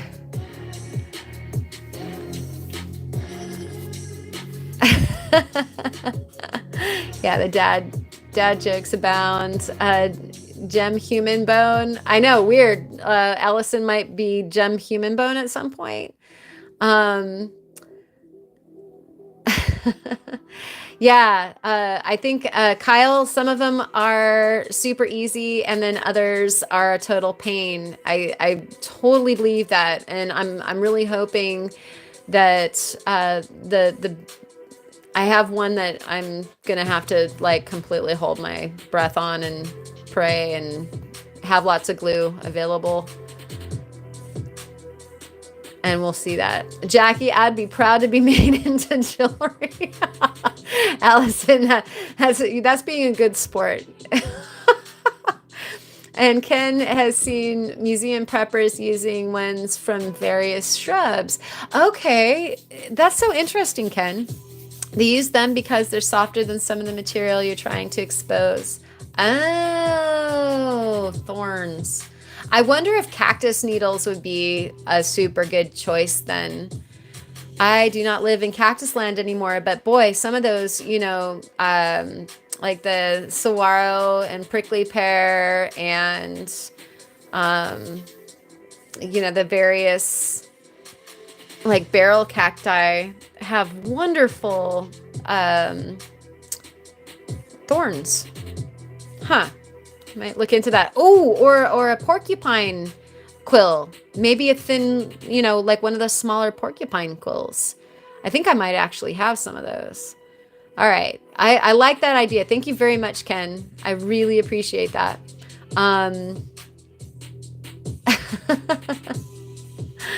Let's see. The Mam Lambo wing of the paleontology museum in New Zealand could be a thing. Absolutely. I hope so. I think that he's well on his way, and plus he's getting that education right now. So shoot, I mean, he might end up being like the professor of his own wing of a museum. How cool would that be? Or just name the whole museum after him. Yeah, like a barrel cacti. Exactly, Thirstbass. Quills. Yes, yes. I love it. All right, so anyways, this little guy, shoot, you know, I'm getting towards his face, and so now's probably when there's going to be a terrible accident and his whole face is going to come off, because I haven't been doing so good with heads, you know, like I have I got tails, but not a whole lot of heads. I guess I lost a bunch of head and tail bets. I could see how having something softer, so that if you don't get quite underneath, I'm being like somewhat cavalier, because you know, to be able to lift the material in the first place, you're running the risk of scratching it, you know, getting underneath it like that. And so it's like that game of Operation, right? It takes a very steady hand. And then if you're an artist, you have another thing around the house aplenty that you need. And so you can clean off your guy. And see, some of his material just came off right there. If I wanted to do some studies, I'd have some nice organic matter that I could put underneath the microscope from that. But, you know, you win some organic bits and you lose some organic bits. Clean that off a little bit. Or you could use like some kind of an air something. Pins and needles. Oh, that's punny. Faceless Friday. Yeah. Chase down the porcupine for a quill. I had somebody give me a bunch of quills that I think was from a roadkill, and I have no idea why it seemed like I was the right recipient, but I gladly took them. Has anyone tried to dry these in a dehumidifier? That's a great question, Kyle. I don't know, like we were just driving around hot and dry. I mean, you know, every place was like in the 80s or 90s that we went to the last couple of weeks. And so they literally, other than the one that was in the bag that, you know, I was the most nervous about, they all dried. And these are all super dry. As far as living in Oregon with them, yeah, you might have to use a dehumidifier with them as you go along, just because they're going to reabsorb, right? Let's see. I always sucked at that game, Lisa. Me too. You know, like you botched the surgery. I get super nervous and, you know, drop it or hit the wall. But, you know, if you're not doing a live stream and you're just like kind of in the world of doing this, like I said, that's really super ballsy, just popping those pieces off. Like true paleontologists that prep are probably, you know, getting nauseous watching this.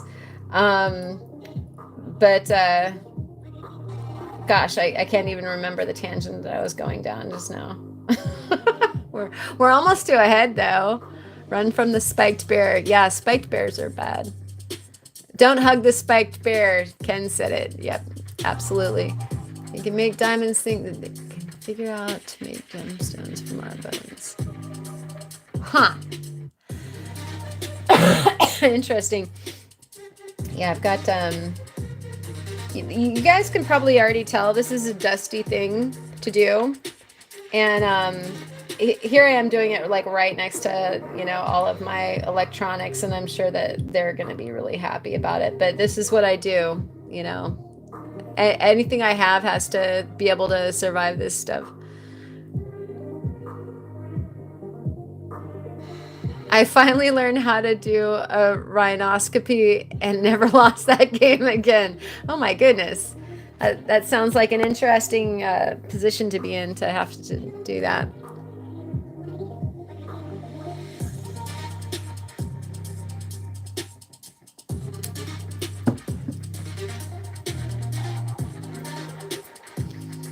I don't know, guys. Like, I won't wear diamonds, but I sure will use them. Like, for me, diamonds belong in tools. Although I like faceted gems, obviously. Are we going to get a face? Like, we might be here for 10 years or 10 hours if I dawdle along as far as this guy is concerned. Are you guys going to be upset if I don't reveal the face to you right now?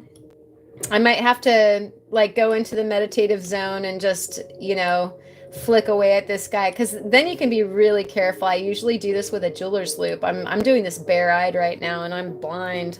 I don't see very close very well. That seems pretty nice so far. Not entirely sure I want to ruin this guy. He will have a face. Let's see. Oh, Patrick is here. They made Gemmy glass out of Mount St. Helens ash. You might be able to make similar from yourselves. Yeah, like, that is an interesting query as to, human gems. I mean, a lot of people make jewelry out of, ashes from people. So that could be a thing.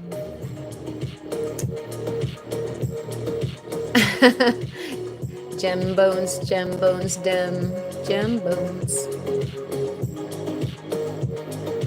Let's see. I'm just catching up on the comments, you guys. I am not wearing a mask right now, Lisa. Am I in trouble? I mean, I'm not like kicking up a bunch of dust. It's just dusty, You guys, what you're seeing as far as me flaking is the extent of it. Usually, I think nose job is rhinoplasty. I might be needing one after not wearing a mask, though.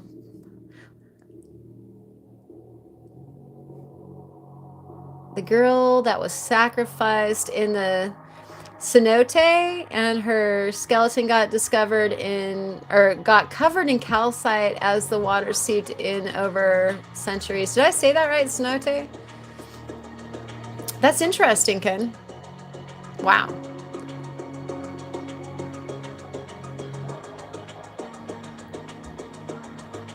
Yeah, St. Helens glasses. It's pretty neat.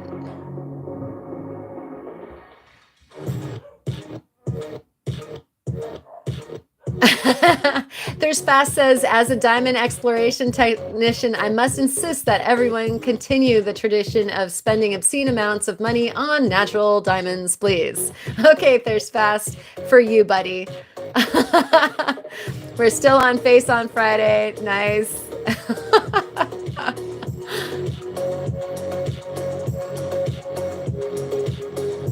Oh, I said it correctly. Woo! All right.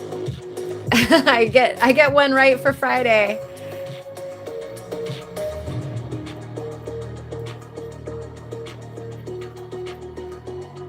Helenite. That's lovely. All right. I'm going to do a couple more like quick flicks on this guy. And then if it doesn't flick off, if we don't flick that face off, then we'll go ahead and sort of round this off. So I'm actually now using the phone as, I feel like professional, because, they have those microscopes where they look at the image. Woo! Can you tell if he's smiling or not? It's a little bit stickier up here. It's making me nervous. If I botch this, are you guys all gonna like boo and in unison?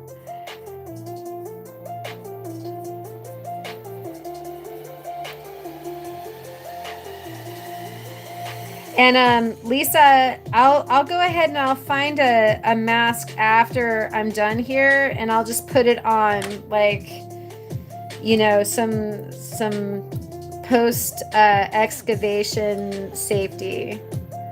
Does that work? Like if I just wear it afterwards? So I don't know where a mask is right now. It's down by the saw downstairs. Thought that was maybe more important.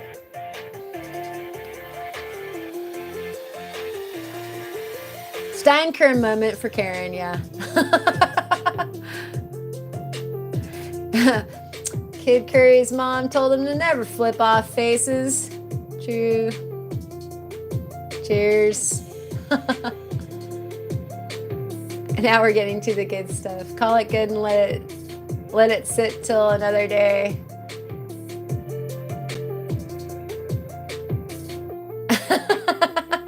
You guys won't be giving me any copper lights. I almost said it. But look at how close we are, guys. I'll probably be on this tonight then. Look at that. I'll tell you what. I'll probably keep on poking at that tonight and get that face out of there, and I will post it on both on the Instagram, and then also over there on the Discord. How's that? Yes, I left the mask on the saw. That's not working. It was thrown. There was like a little bit of a hissy fit going on. I won't inhale, just like the president. Yes. Oh, Allison wants me to keep on going. Yeah. Yeah, that would be great if an alien would jump out of this rock. That would make it super rare. I would love that. Do it. Do it. Think your OCD is showing. Do I have OCD? I totally want to keep on going. You guys know I'm going to keep on going. It's just either I'm going to be keeping on going on here or by myself in the Zen mood with this trap music going on in the background. All right, so Ken has been up since, oh my gosh, way too early this morning, and it's definitely nighty-night time. So good night, Ken. Thank you so much for joining us. And World of Rockhounds made a mistake and didn't wear his while prepping. I can feel it. It's not great. Okay, fair enough. Maybe I should be wearing it as a precautionary measure. I might be kicking up a little bit of dust. Let's see, it's kind of zen watching you pick away. It is. I mean, like it's so mesmerizing to just pick. So, maybe I don't do the live, but I can keep on videoing, and I can pop it up as like an ASMR quiet med video. Patrick is betting a lot of folks would watch a long prepping stream one day. You know what, Patrick? I'm so tempted to do that. I've got a rather exciting little specimen that I might think that would be a good time to try that with.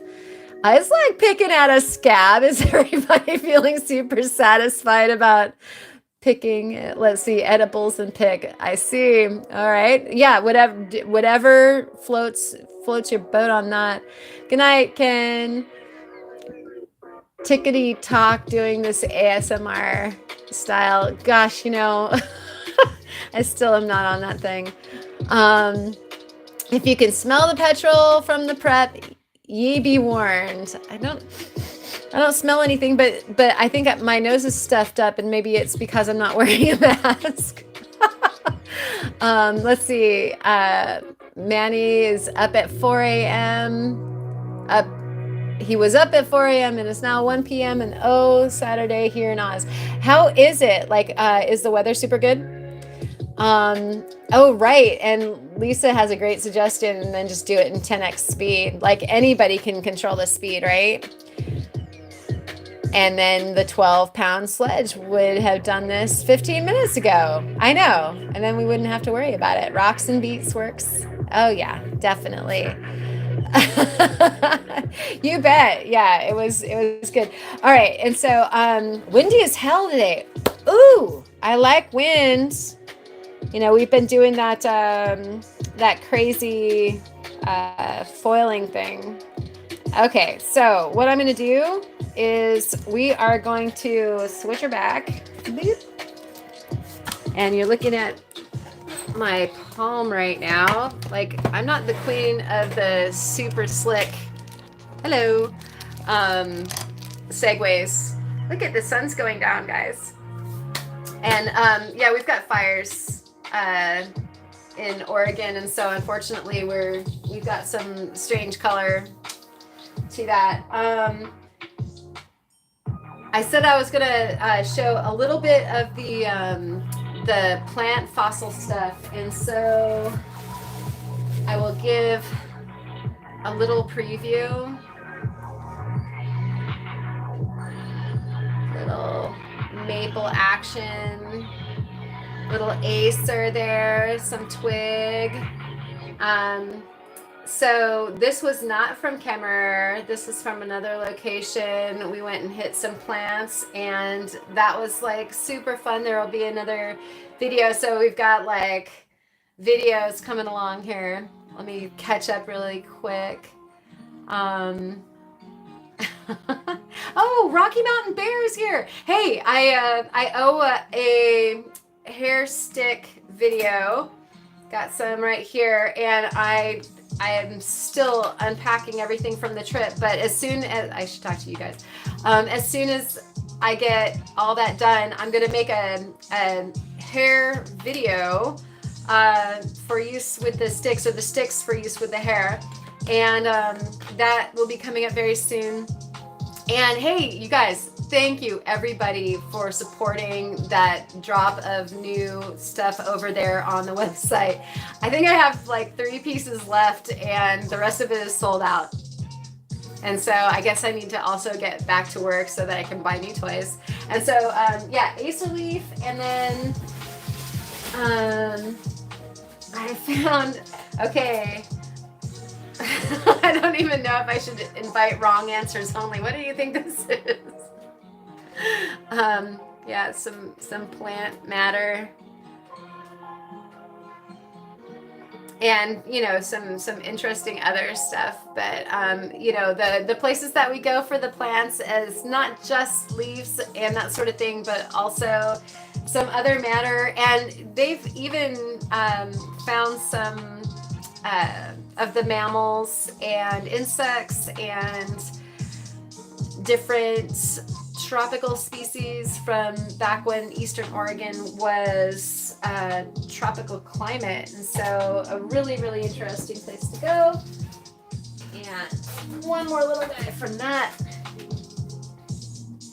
Palm friend leaf. It's a palm friend leaf. I like palm friends. Palm frond. So there's definitely some woodiness on that one. It'll be fun to do some tests under the microscope. Yeah, good guesses, you guys. And Lisa's phone is pissing her off. I haven't found any ginkgo leaves. Those are really, really rare. And so I will be working on it just for you, Greg. I would love to find ginkgo. Face palm leaf. Thank you, blind squirrels. Yes, definitely. Okay, and like, I don't know how the fidelity is going to be here, but what do you think that is? Right and wrong answers are both welcome. What is that? You can see some interesting relief, but I thought that was interesting. And you know, here's my hand for scale. Got a Baggins of bilbo, nutshell, scarab, acorn. I love it. Jeebus. Seed pod, water beetle. Yeah, I love these answers. A mushroom with tentacles. Yes. Oh, and you know what? I need to show it upside down too, right? Or okay, so I was showing it this way, but remember how I was wrong about the fish as far as his orientation? So let me just do this for all the smart people out there that knew that that fish was upside down. I love having extra brains from which to draw your wisdom from. If it's an acorn, I'll be out. All right. Yes, face palm leaf. Totally got it. Totally got it. It was wonderful. Almost looks like a chichata. Would that not be incredible? I love chichatas. Like that might be one of, it's hard to say what my favorite insect is. I love beetles too. I have an inordinate fondness for them. There's a book called that. It's a very good book. Rhino beetle. Oh, wouldn't that be cool? All right. So I'm going to be excavating some more of this as well. Doing some more of the ASMR over there on TikTok or whatever. It's the mom to the one on the edge. Yeah, right? Yeah, these are the guys from not Kemmerer. So, well, we'll see. What in the world that is. I thought it would be fun to try a little curveball there at the end of that. So we had a little skip in the matrix there, and oh, there was just one more. Oh, okay. So words of wisdom. Since it seems like it's been an eternity since I was on the podcast last. So when you're rock hounding, definitely just figured out how to turn up the video quality. Oh, like, yeah, that's interesting. If you're watching in low fidelity, turn that up. It does look like a squished roach. Totally, Tyler. Oh my gosh.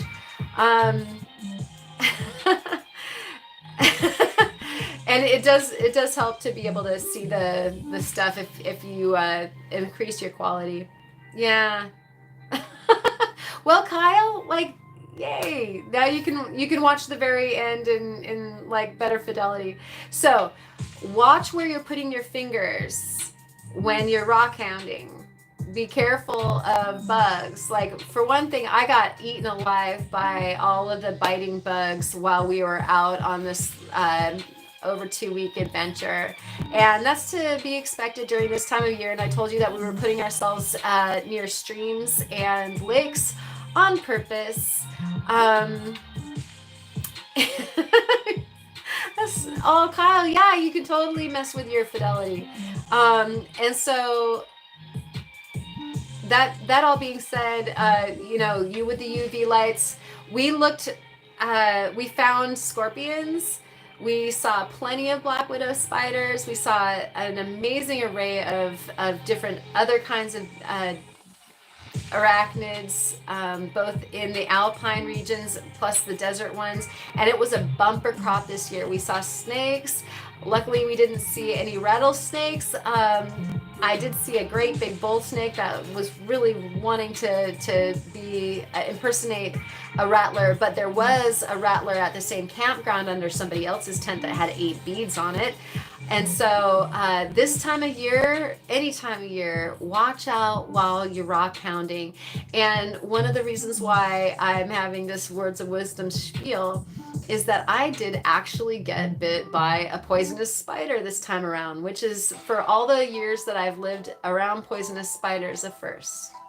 And so I'm still, like, that's the little red bud from it, but it was a huge bite area, and you can see the fang marks and everything. It welted up just like a blister, and it looked the most like a brown recluse bite, although we saw so many black widows on our trip. I can't count how many.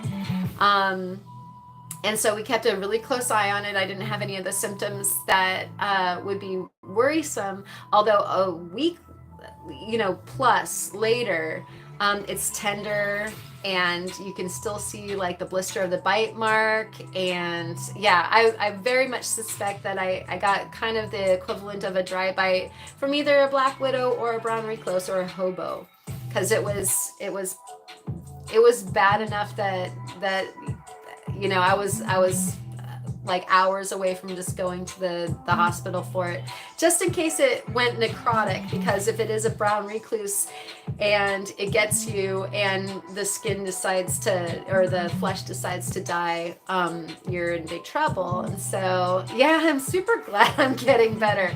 But it was a little dodgy there for a little bit. And so, for all of the experience that you have, and for all the rock hounding that you do, and the piling of rocks like in your arms and that sort of thing, and the zealousness, still be careful.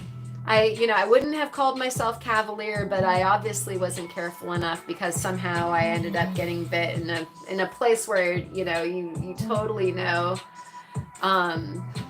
it was from like carrying rocks or something. Oh, cool. Now we're getting bite stories.